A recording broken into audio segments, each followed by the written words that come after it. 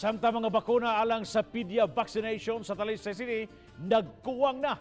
Human nag-idagsa ang mga gustong magpabakuna, dili lang ang mga minors, kundi lakip usab ang mga hamtong.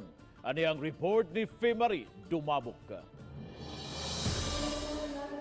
Dula na lang sa usa ka libo ka mga Pfizer vaccines ang nabilin sa Talisay City Health Office. Sukad sa niaging semana, dili moubos sa usa ka libo matag adlaw ang mabakunahan sa syudad. Sa tulo ka vaccination sites, mga purok ug barangay mobile vaccination. Gahapon lang kapin sa 3,000 ang nabakunahan. Mato ni Dr. Lino Lanzado nga dakong natabang ang pag-aghat sa mga hamtong sa pagpamakuna karon sa mga minor de edad. Kung dili nila mahatag ang replacement within this week, so probably naagay days nga dili ta maka-accommodate og pediatric. Pero ang ako lang gud nga karon is the right time nga grabe kayo ang response sa mga 12 to 17 years old. Ang mga nag-edad og 12 anyos hangtod sa 17 anyos bakunahan lang og Pfizer ug Moderna vaccines.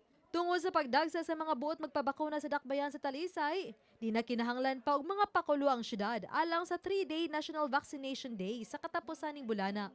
Dili na may magkinahanglan og kanang mga pakulo pa para sa National Vaccination Day kay for the past days daghan na gyud kayo nga nagpabakuna. So ang amo lang kuwang is ang vaccines na lang. Actually, nag-meeting na and we're getting ready for the 3-day vaccination plan. So ang ako na lang yun is akong giingon nila we have to concentrate on our sites basig dugo ko na. Then hopefully makabutang yung tag mga purok vaccination natin.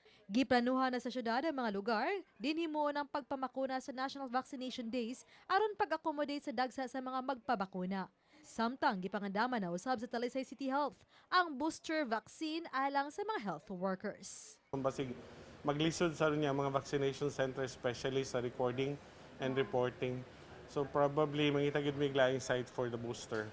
Uban ni Jun Sulon, ako si Femari Dumabok.